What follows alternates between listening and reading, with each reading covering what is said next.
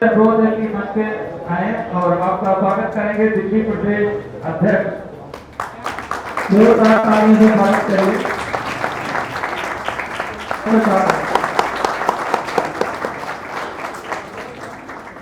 श्री राम स्वागत है आपका, स्वागत है श्री माती परिवार आपका स्वागत है।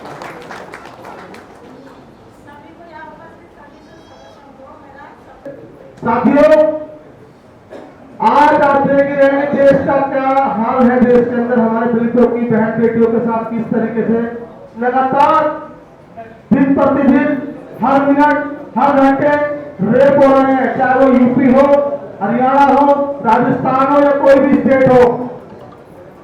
और हमारे भाइयों को गोली तक नहीं करने दिया जाता। और आप जैसे नौजवान पूछ रहे थे दिल्ली के अंदर, क्योंकि ये शहर है, आप थोड़ा सा गांवों में जाके देखिए, सर्वे करके देखिए, हमारे भाइयों को मुंह रखने तक से गोली मार दी जाती है। तो बहुत ही शर्म की बात है, क्योंकि कॉन्स्टिट्यूशन, भारत का संविधान डॉक्टर बाबा साहब भीमराव अम्बेडकर जी ने लिखा, उसमें हमें समानता का अधिकार दिया, जीने का अधिकार दिया। लेकिन इन मनवादी सरकारों ने जो आज व्यवस्था बना रखी है मनुस्मृति लाने की, तो साथियों पैर दो से सारी चीजें व्यवस्था खत्म करने की पूरी साजिश है और कर भी दी है। यहाँ पे मैं आपको बता देना चाहता हूँ, मैं वाल्मीकि मुख्यमंत्री माननीय अरविंद केजरीवाल जी ने घोषणा की थी कि अगर दिल्ली में कोई भी कोरोना से शहीद होता है तो दिल्ली सरकार 1 करोड़ रुपए देने का काम करेगी। यहाँ पे तमाम मेरे साथी बैठे के हाथ उठा के बोले कि किसी को 1 करोड़ रुपए मिला है, मिला तो केंद्र के अंदर कई सरकार ने हमारे माननीय प्रधानमंत्री नरेंद्र मोदी साहब ने भी एक घोषणा की थी कि कोरोना से चाहे कोई भी शहीद हो, चाहे वो सफाई कर्मचारी हो या कोई भी हो, उसको 50 लाख रुपए की घोषणा करते हैं, लेकिन वहां से भी कोई आर्थिक सहायता हमारे कर्मचारियों को नहीं मिली। तो बड़ा दुर्भाग्यपूर्ण है। आज देश के अंदर जो है हमारा एक एक कर्मचारी, चाहे वो किसी भी पद पे कार्य कर रहा है, चाहे वो काम कर रहा है, सफाई की व्यवस्था में काम कर रहा हो, आज हमें प्रसारित करने का जो षड्यंत्र रचा जा रहा है, तो बिल्कुल इसकी जो है घोर निंदा भी करते हैं। अब देखा वो दिल्ली में नहीं, पहले हाथरस पे जाते हैं हम लोग, हमारी बहन का रेप करके उसको जला दिया जाता है। कहाँ गए वो अपने भाजपा के, कहाँ गए हमारे आम आदमी पार्टी के बड़े बड़े नेता जो बड़े बड़े वादे करते थे वहां पे जाके? माननीय राहुल गांधी जी, प्रियंका गांधी जी पहुंचते हाथरस के अंदर, क्योंकि साथियों वहां पे उनकी सरकारें नहीं है, सरकार बैठी योगी की, मोदी की, तो वहां पे तो राजनीति चलना ही है, क्योंकि बहुजन समाज वाल्मीकि समाज के बड़े हमारे सीधे भोले लोग होते हैं, इनको जैसा बोलते जाता है ये वैसे पीछे चलने लग जाते हैं। लेकिन आज दिल्ली के अंदर जो सांसद है हमारे राज्यसभा के सांसद माननीय संजय सिंह जी की बता हूँ आपको, मनीषा वाले केस में अध्यक्ष ही गए थे वो, और उन्होंने बहन के लिए न्याय की जो गुहार लगाई थी, योगी सरकार से कहा था 1 करोड़ रुपए की राशि परिवार को 31 तारीख नौकरी और शहर के अंदर उनको एक घर दिया जाए ताकि वो जेल जा सके। मैं अपनी वाणी को विराम देना चाहता हूँ और समूह अपने वोट की ताकत को भीम आर्मी के हाथों को मजबूत करने का पूरा प्रयास करें अपने क्षेत्रों में और आजाद समाज पार्टी को पूरा प्रयास करें। जय भीम, नमो बुद्धाय।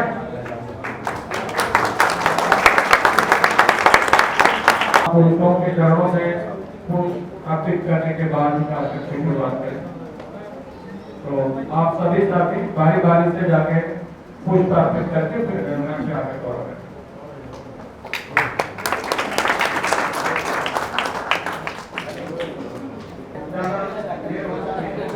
बाकी के साथी बैठे हैं।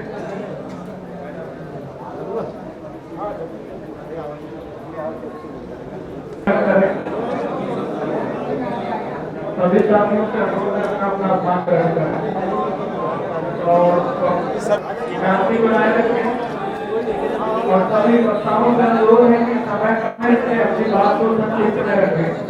और मैं आप गुजारिश करने जा रहा हूँ आजाद समाज पार्टी के दिल्ली प्रदेश उपाध्यक्ष श्री आदर्श सिंह जी कि अपने विचार रखें संक्षिप्त में।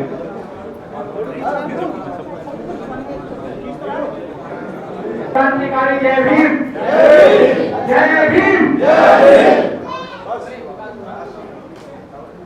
भगवान बुद्ध के इस प्रांगण में भगवान उसको जानने के लिए केवल एक भीम नहीं है साहेब, आपके पास संगठन है जो हर जगह पहुंचता है, लेकिन उसमें हमें और अधिक काम करने के लिए हमें उसमें उसका साथ देने के लिए उसे जोड़ने की जरूरत है। तो मैं चाहूंगा इस भीम आर्मी के संगठन को और जो चंद्रशेखर आजाद भाई ने जो पार्टी बनाई है आजाद समाज पार्टी, उसको आगे बढ़ाने के लिए, उसको ताकत देने के लिए, चंद्रशेखर भाई को ताकत देने के लिए हमें संगठन की जरूरत है और उसमें आपका काम करना बहुत आवश्यक है। सब हमें जब मिलकर के हम लोग काम करेंगे, आगे बढ़ेंगे, तो तभी हम लोग ये जो ताकतें हैं, जो आरएसएस रूपी ताकतें हैं, इनसे हम तभी मुकाबला कर सकते हैं। तो मेरा अनुरोध है आप सभी से कम रोजाना आप लोग हमारा जो कार्यकर्ता है हर एक आदमी को हर दिन एक आदमी कम से कम जोड़े, तभी हम बहुत तेजी से आगे बढ़ सकते हैं। हमें बहुत ज्यादा जरूरत है हमें तेजी से बढ़ने की, क्योंकि पूरे देश के अंदर हमारे ऊपर हमले हो रहे हैं। मैं यही बात कहना चाहूंगा। जय भीम, जय भारत, जय संविधान। त्रिलोकपुरी के उद्यान में उपस्थित सभी हमारे साथियों को दिल्ली प्रदेश अध्यक्ष बड़े भाई मानसू वाल्मीकि जी और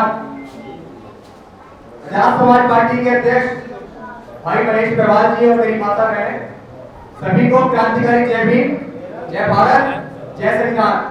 सबसे पहले बहुजन समाज के जन्मे सभी संतों को महापुरुषों को नमन करते हुए जिनकी बदौलत आज मैं इस मंच पे और इस माइक पे आप सभी के बीच बोल पा रहा हूँ, उनको नमन। और बहुत कम समय में अपनी बात रखने का मौका मिला। अब आज रखूंगा सबसे पहले आपके सामने एक घटना जो दिल्ली के नांगल गांव में हुई। एक छोटी सी कविता मैंने बनाई है और मैं चाहूंगा कि आप सभी के सामने वो उस ताली की बात नहीं, वो उस गुड़िया की जुबान है और अगर वो दर्द में आप लोगों के बीच पहुंचा पाऊं तो मैं उम्मीद करता हूं कि आप इस दर्द को समझकर इस लड़ाई को जमीनी स्तर पे उस बहन को न्याय दिलाने के लिए आप सभी को करें। वो एक छोटी सी मासूम गुड़िया थी मैं, एक छोटी सी नन्ही सी गुड़िया थी मैं, अपने पापा के वो अपने पापा की बेटियों के साथ ये मौत का मंजर, ये कब तक चलेगा देश में बहन बेटियों के साथ ये मौत का मंजर जो फिर से दोहरा दिया गया साथियों दिल्ली के नांगल गांव के अंदर। हमारी छोटी सी बहन की छोटी वाल्मीकि के साथ हमारी छोटी सी बहन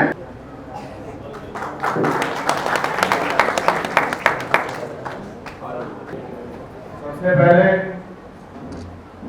सृष्टि के रचयिता मृगालदर्शी भगवान महर्षि वाल्मीकि जी को नमन करते हुए, करुणा के सागर तथागत गौतम बुद्ध को नमन करते हुए, नारी मुक्ति के दाता संविधान के रचयिता बाबा साहब को नमन करते हुए और गुरु रविदास महाराज को नमन करते हुए और बाबा साहब के बाद इस मूवमेंट को चलाने वाले और बहुजन समाज बनाने वाले बटे हुए जातियों में समाज को एक माल में पिरोने वाले मान्यवर साहब काशीराम साहब को नमन करते हुए और मान्यवर साहब काशीराम को इस मूवमेंट में लाने वाले, उनको मूवमेंट बताने वाले, समझाने वाले मान्यवर साहब मीनाबाई वाल्मीकि जी को नमन करते हुए और बहुजन समाज में जन्मे सभी बच्चों महापुरुषों को नमन करते हुए मैं अपनी बात शुरू करूंगा। जैसे कि आप सब लोग जानते हैं कि दिल्ली के अंदर दिल्ली कैंट में एक बहन के साथ क्या घोर अपराध करा गया है और ये एक ही बात नहीं है, पूरे देश में 29 राज्य हैं, बहुजनों के साथ पूरे देश में विभिन्न राज्यों में क्या क्या घटनाएं होती हैं ये आप सोशल मीडिया के माध्यम से देख सकते हो। चाहे वो हाथरस हो, चाहे मध्य प्रदेश हो, चाहे मथुरा हो, चाहे उत्तराखंड हो, पूरे देश में और इस अत्याचार की लड़ाई लड़ रही भीम आर्मी, अत्याचार की लड़ाई लड़ रही भीम आर्मी, माननीय रघुवीर चंद्रशेखर आजाद साहब, माननीय वीरेंद्र साहब और बड़े भाई माननीय हिमांशु वाल्मीकि जी जो इस लड़ाई को मजबूती से लड़ रहे हैं। तो मैं तमाम यहाँ लोग हैं, माताएं बहनें, बहुत सारे नौजवान साथी भी हैं, मैं आप सबसे यही कहूंगा कि इस मूवमेंट को समझे और यहाँ से भाई विक्की पार्चा है और विधानसभा क्या नाम है अर्जुन भाई हैं, आप इन लोगों के कंधे मजबूत करें और इतना कंधा मजबूत करें कि जब राजेश कश्यप और तमाम लोग जिनके नाम में मैं जानता हूँ जो त्रिलोकपुरी को संभाल रहे हैं, त्रिलोकपुरी की जिम्मेदारी संभाल रहे हैं, उन लोगों के कंधे मजबूत करें ताकि कल को दिल्ली के अंदर के पूरे देश के अंदर कोई भी मामला हो और ऊपर से हमारे प्रदेश जब राज्य से हमारे लिए कोई भी आदेश आए तो उस पर हम खड़े उतरे। तो ये जिम्मेदारी आप लोगों की बनती है और इस पर आप भी खड़े उतरे। जय भीम, जय संविधान। धन्यवाद देना चाहूँगा, ये बहुत अच्छी सभा है और हमारे पास जय भीम। जैसा कि आज कई भाइयों ने बताया यहाँ क्या हो रहा है, मैं आपसे एक बात कहना चाहूँगा कि लड़ाई है 15% लड़ाई। जिस दिन आप ये समझ जाएंगे उस दिन आपका हुनर आप जय भीम। धन्यवाद करता हूँ आप सबने यहाँ पर आकर इस सभा को एक सभा में सम्मानित किया है और मैं धन्यवाद करूँगा उन साथियों का जिन्होंने मेरे साथ हमारे जिला अध्यक्ष और राकेश कश्यप जी और पार्षद जी का धन्यवाद करूँगा कि यहाँ पर इतना बड़ा आयोजन हुआ है।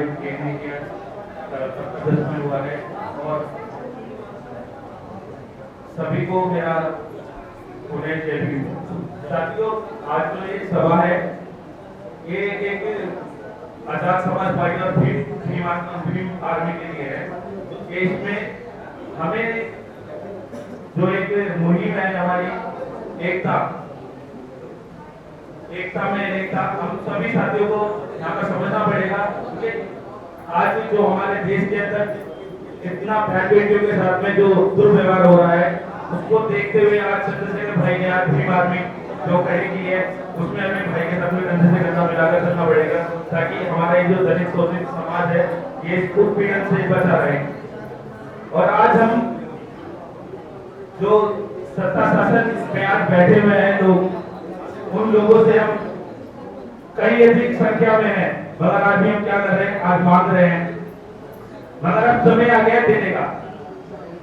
आज हम सब इतने काबिल हो गए कि हम सब देंगे, अब मांगेंगे नहीं, क्योंकि ये हमारा हक है, हम छीनेंगे इसको। क्योंकि माननीय काशीराम जी ने कहा था ना कि जिसकी जितनी संख्या भारी उसकी उतनी हिस्सेदारी, तो ये हमें हिस्सेदारी लेनी पड़ेगी सभी को। तो ये आप सबकी जिम्मेदारी है, भाई हिमांशु वाल्मीकि और महेश बेवाल जी जो आज भाई के जो कंधे मजबूत कर रहे हैं चंद्रशेखर भाई और विजय रतन जी के, तो आपकी भी जिम्मेदारी बनती है कि उनके साथ में उनके कंधे मजबूत करने के हम पूरी निष्ठा के ईमानदारी से काम करेंगे और भाई का साथ देंगे। जय भीम। परम पूज्य बाबा साहब डॉक्टर भीमराव अम्बेडकर जी को कोटि कोटि नमन करते हुए, मान्यवर काशीराम जी को कोटि कोटि नमन करते हुए,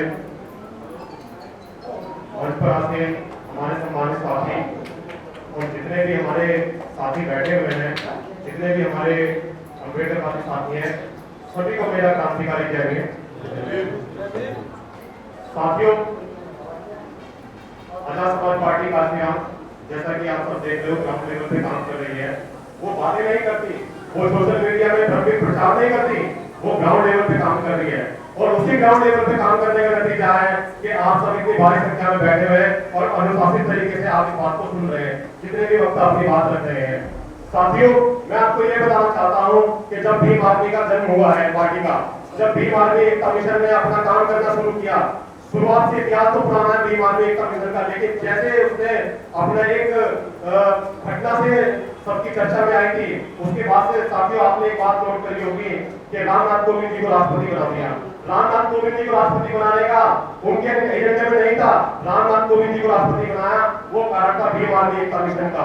और साथियों, इस बार जो उत्तर प्रदेश की कैबिनेट में और माफ कीजिएगा जो भारत सरकार की कैबिनेट में जो SC ST OBC समाज को जो भागीदारी दी है, उसका भी एक कारण भीम आर्मी एकता मिशन है। और साथियों यूपी की एक पार्टी है, यूपी की एक दलित पार्टी, मैं किसी पार्टी का नाम नहीं लूंगा, किसी भी सरकार का नाम नहीं लूंगा, आप लोग कितने समझदार हो आप खुद ही समझते जाओगे। साथियों, यूपी की एक दलित पार्टी है, अभी तक उसने युवा की कभी बात नहीं करी थी। जब से हमारे चंद्रशेखर आजाद भाई जब से मैदान में आए हैं, घर घर जा रहे हैं, पीड़ित शोषित की आवाज उठा रहे हैं, बहन बेटियों की आवाज उठा रहे हैं, तब से आपने देखा साथियों दिल्ली में अब युवा सम्मेलन हो रहा है। आप सबको पता ही होगा दिल्ली में युवा सम्मेलन की बात हो रही है, युवाओं की बात हो रही है, उन युवाओं की बात हो रही है जिन युवाओं की आज तक बात नहीं करी गई थी। साथियों, ये सिर्फ क्यों हो रहा है? ये भीम आर्मी एकता मिशन की वजह से हो रहा है, ये आजाद समाज पार्टी मान्यवर काशीराम की वजह से हो रहा है। और साथियों, मैं आपको एक बात और बताता हूँ, भीम आर्मी एकता मिशन आजाद समाज पार्टी काशीराम इस बात का कभी घमंड नहीं करती, इस बात का कभी अभिमान नहीं करती, इस बात का सोशल मीडिया प्रचार नहीं करती कि ये हमारी वजह से हो रहा है। भीम आर्मी काम करने में विश्वास करती है, क्योंकि काम का सच कभी दबता नहीं, काम उस सच की तरह है, सोने की तरह है, आप उसमें कितनी भी कीटो उठा लो, सोना रहेगा। साथियों, काम कभी किसी की बिना कुछ करने की जयकार नहीं होती और कोशिश करने वालों की कभी हार नहीं होती। अगर ये बच्चियां बैठी हैं, अगर आज ये बच्चियां अपने घर से आई हैं, इनके माता पिता ने भेजा है, तो वो भीम आर्मी एकता मिशन का कारण है। साथियों, नहीं तो ऐसा दौर भी चल रहा है कि कोई अपने बच्चों को बाहर भेजेंगे, अकेले बाहर भेजने के लिए तैयार नहीं होगा। साथियों, अगर बहन बेटियों की आवाज को उठाता है तो वो भीम आर्मी एकता मिशन है, अगर गरीबों की आवाज उठाता है वो भीम आर्मी एकता मिशन है। ऐसा आप लगता है कि भीम आर्मी सिर्फ दलितों की पार्टी है, भीम आर्मी दलितों की पार्टी नहीं है, भीम आर्मी उस जरूरतमंद की पार्टी है जिनके अधिकारों को छीना गया है। भीम आर्मी उसकी हर उस साथी की पार्टी है, जिस साथी के अधिकारों को छीना गया है, जिसको न्याय नहीं मिलता, उसकी आवाज है बीमार में। और साथियों, इस तरह से मजलूम शोषित पीड़ितों की आवाज है बीमार में, वो चाहे कोई भी हो। साथियों, इसी के साथ मैं अपनी बात को ध्यान देता हूँ। जय हिंद। महात्मा के तथागत भगवान बुद्ध के कोटि कोटि नमन करते हुए बोधिसत्व बाबा साहब doctor B are Ambedkar ji को कोटि कोटि नमन करते हुए और उस तमाम महापुरुषों को जिनके कारण आज यहाँ पहुंचे हैं, नमन करते हुए साथ में क्रांतिकारी के सिपाहियों को जिन्होंने आज इस बौद्ध विहार में आकर इस बौद्ध विहार की शोभा बढ़ाई, सभी को एक साथ जय भीम। क्योंकि साथियों, जनसभा है, मीटिंग्स है और इसमें बार बार हमारे जो मंच संचालक कह रहे हैं संक्षिप्त में कहेंगे, संक्षिप्त में, तो इस पर थोड़ा सा खुश रहना है। क्योंकि इस देश में दो आंदोलन चल रहे हैं। क्योंकि जब तक कि हमारे लोगों को हमारा आंदोलन ही नहीं पता लगेगा, हम किस दिशा में जाए, ये जानना भी ज्यादा जरूरी है। साथ ही इस देश में दो प्रकार की क्रांति चल रही है। एक क्रांति जिसकी अगुवाई हम कर रहे हैं, इसको कहते हैं नीली क्रांति। नीली क्रांति के सिपाही आप हैं, जो बात करते बाबा साहब की, आपके महापुरुषों की। एक साथी ने भी दीना भरला जी का नाम लिया, माता जी खंडी जी का भी नाम देना चाहिए था लोगों को। यहाँ पर झंझारी बाई का भी नाम देना चाहिए था, क्योंकि ये कोई इतिहास है जो हमने छुपाया गया है। हमें इतिहास क्या बताया जा रहा है। यहाँ पर जो दूसरी क्रांति की जो बात कर रहे हैं, जो यहाँ पर सत्ता पर शासित है, भगवा क्रांति जिसको कहते हैं, वो क्रांति, जिस क्रांति से हमें दूर रहना चाहिए था, आज बहुत बड़ी मात्रा में हमारा समाज उस क्रांति की तरफ आकर्षित हो रहा है। ये कोई छोटी मोटी बात नहीं है, क्योंकि ये वो क्रांति है जो बाबा साहब के आंदोलन से आपको दूर करने का एक साजिश है। इस समय जब बाबा साहब इस देश का संविधान लिखते, बौद्ध विहार में बैठी केवल हमारे युवा साथी है, शायद पहली बार इस बौद्ध विहार में आए होंगे, और बौद्ध परंपरा से भी शायद रूबरू ना हो कि भाई हमें नतमस्तक करने के लिए बाबा साहब के गुरु थे। साथियों, इस देश में सबसे पहले जो बहुजन क्रांति के जनक हैं, वो तथागत गौतम बुद्ध। ये इतिहास भी हम लोग को पता होना चाहिए कि जिस प्रांगण में हम बैठे हैं, जिस बाबा साहब की वजह से हम जय हिंद कर रहे हैं, तो जय हिंद बाबा साहब ने सन 1956 में हमें ये बात दिखाकर दिया। हमें ये बात भी पता होना चाहिए कि जो हमारे जिस भूत से हम बने हैं, जिस जय हिंद का हम जय घोष कर रहे हैं, जिस क्रांति की नीली क्रांति की बात कर रहे हैं, उसका इतिहास हम लोगों को पता होना चाहिए। क्योंकि जो समाज, बाबा साहब ने कहा है कि जो समाज अपना इतिहास नहीं जानता, वो समाज इतिहास नहीं कर सकता। और इतिहास करने के लिए आपको इतिहास की जानकारी होना बहुत जरूरी है। क्योंकि जानकारी के अभाव में ही हमारा बहुत बड़ा समाज, जिनको विद्यालयों में पढ़ने के लिए जाना चाहिए, जिनको IAS बनना चाहिए, जिनको जज कलेक्टर बनना चाहिए, वो जाकर आज कावड़ खा रहे हैं, वो जाकर पाखंड में लिप्त हो रहे हैं। मैं खासकर यहाँ पर वाल्मीकि कमेटी के लोग ज्यादा बैठे हैं, डायरेक्ट इशारा कर रहा हूं उन लोगों के तरफ।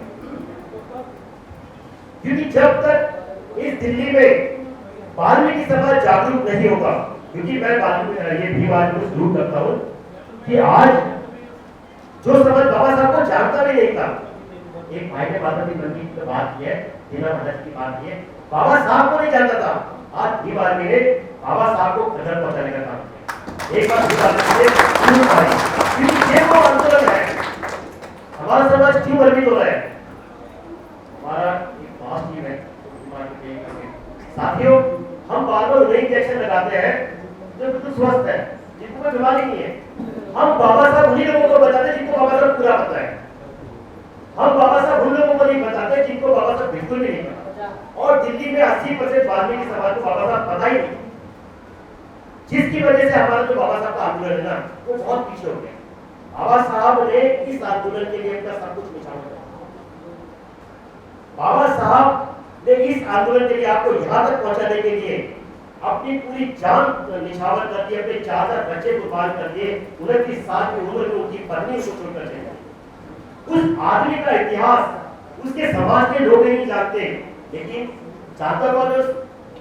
उनका इतिहास कौन जानता है? वो भुआधारी लोग, जिन्होंने बाबा साहब का हर जगह बहिष्कार किया और कह दिया कि इस व्यक्ति के लिए पाला व्यक्ति दरवाजे तक खिड़की तक हम लोग बंद कर देंगे। वो बाबा साहब का इतिहास जानते हैं। और हमारे समाज को धोखा देने के लिए आज इन ऐसे आंदोलन रखते हैं कि कहते बाबा साहब के कट्टर अनुयायी तो हम हैं, ये तो बहुत बात की बात है। साथियों, बाबा साहब का सही इतिहास जानने के लिए आपको इस प्रकार की बैठकें लगातार करनी चाहिए और अपना इतिहास बताना चाहिए कि बाबा साहब आज हमारे बच्चों को ये पता चले, बच्चों से पूछूंगा था कि बच्चों सलमान खान की आने वाली फिल्म कौन सी है, तुरंत जवाब।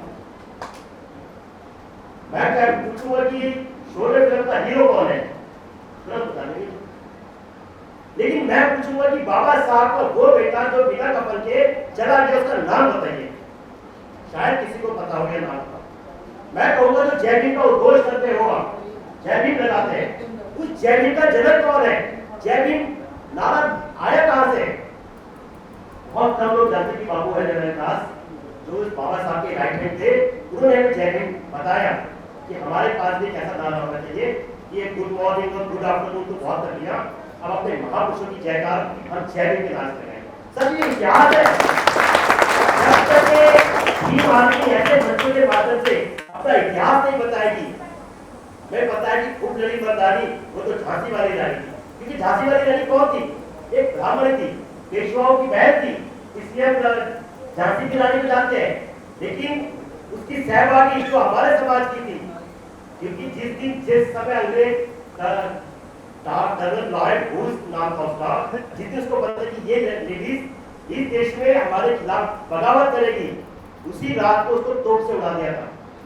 अगर आपको इतिहास पता हो, उसकी जो आखिरी लड़ाई है जिससे मरते वक्त अपनी एक सहभागी का, जो जिसको झलकारी बाई कहा जाता है, उससे ये वचन दिया था कि मेरे राज्य में मेरे बच्चे की रक्षा तुम करोगे। उस झलकारी बाई का इतिहास ही नहीं पता हमें। हमारे सामने जो एनसीईआरटी की किताबों में जो इतिहास नजर आया वो तो भगवा इतिहास है। हमारा तो अपना इतिहास पता ही नहीं कि हमारा इतिहास क्या होना चाहिए।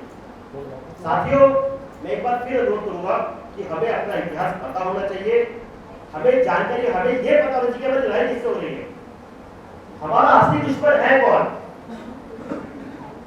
जिस बौद्ध विहार में बैठे हैं ना हम लोग, बाबा साहब ने इस बौद्ध विहार की परिकल्पना के लिए कहा गया था कि यहाँ से सांस्कृतिक, धार्मिक, सामाजिक और आर्थिक क्रांति का केंद्र है जितने भी बौद्ध विहार है। और यहाँ के जो भिक्षुगण है, क्योंकि महाराष्ट्र से मैं बिलोंग करता हूँ, महाराष्ट्र में पता है कि वहाँ के जो बौद्ध भिक्षु है वो मठाधीश नहीं है, वो घर घर जाकर चारिका करते हैं। और चारिका भी तब करते हैं जब वो अपने जो ज्ञान है चार लोगों में बांट नहीं देते, तब जाके वो चारिका को देते। चारिका माने क्या होता है कि भिक्षा पात्र में खाना भोजन देना।